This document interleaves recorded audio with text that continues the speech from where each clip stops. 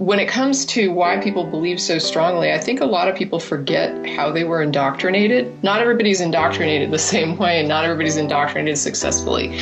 But I remember how I was indoctrinated, and it took me years of being out of it to finally sort of wrap my brain around, oh, you know what? Now I really remember what happened to me, because I had a rosy-colored view of it as a Christian. They would take me when I was little, like when you're a baby, you're going to church and you're in like the little daycare at the church. So you're going to church, 3 times a week before you're even old enough to walk or talk.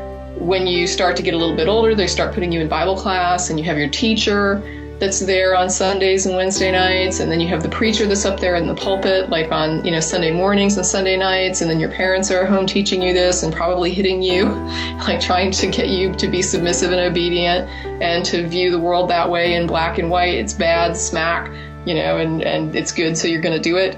And so you have all this going on, and all of these early, before you even get into school, like adults and the whole culture and your parents and all these people that you consider to be teachers and so smart, and they're talking to all these people, surely they know things.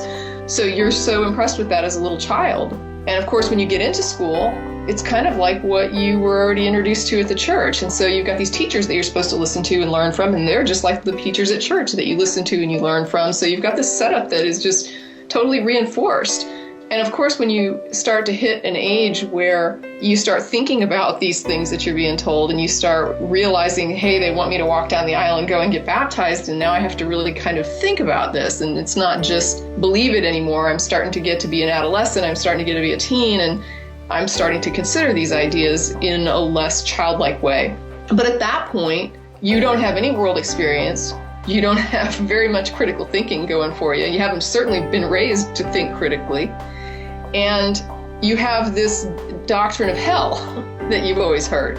And there's all these horrible songs about what's going to happen to you if you don't believe in Jesus, and, all the good stuff that's going to happen if you do. And you're telling these children, if you don't get baptized, if you don't believe in Jesus, you're going to never be with your parents again. You'll never see them again. They're going to go to heaven. You're going to go to hell. It's a bad place, and you're going to make God unhappy, and Jesus died for you, and you're so ungrateful, and you're just, sinful, horrible thing. You don't know how to think or make decisions. You're immoral. You can't trust yourself, can't trust your own judgment. This is what you've been told. Everything that a child should never be told. Children should be taught to learn how to think and to progressively learn to trust themselves and to trust their judgment. And when you're indoctrinated, you're just progressively torn down to never trust yourself and to think that you can't think and you can't question, and that you're just not smart enough and you're not even good enough.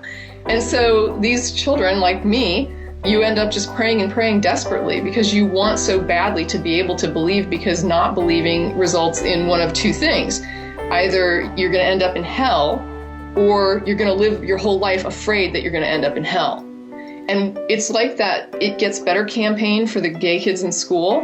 When you're a young person like this and you've been indoctrinated in this way, you don't understand that there is a way to not believe and not live in fear. So you're thinking, my entire life will be horrible fear and doubt, just like I'm experiencing right now, if I don't believe. And so you're just on your knees every night, just begging and begging for, please God, if you're there, help me, show me something, give me something to hang my hat on. And the cool thing about the prayer test is that there's no success metric. Right? It's whatever you consider to be a successful outcome is the positive, successful outcome of the prayer test. So you get your little sign that is whatever the hell is meaningful to you in your subjective head, and there it is. God showed you he's there.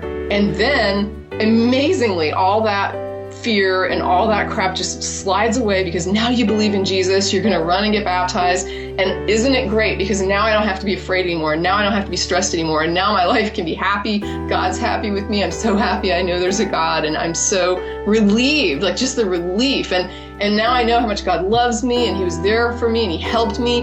Every single thing that happens, it's God. God did this for me. God made sure to, not let me get this because it wasn't right for me. And then I went and got this other thing, and it was so much better. And so your whole life is then filtered through this cosmology of God behind everything. And then you go through that for the remaining years, unless somebody comes along and challenges it sufficiently. And that's huge. I mean, it's huge, because what they're challenging is not just an entire universe that you see as God, but they're also coming at you, trying to take away your security blanket, the thing that made you feel good and not be afraid anymore. And that, to me, is the thing.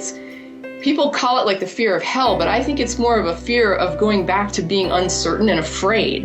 And when you haven't been in a place where you don't believe and you're not afraid, you don't even know that that place exists.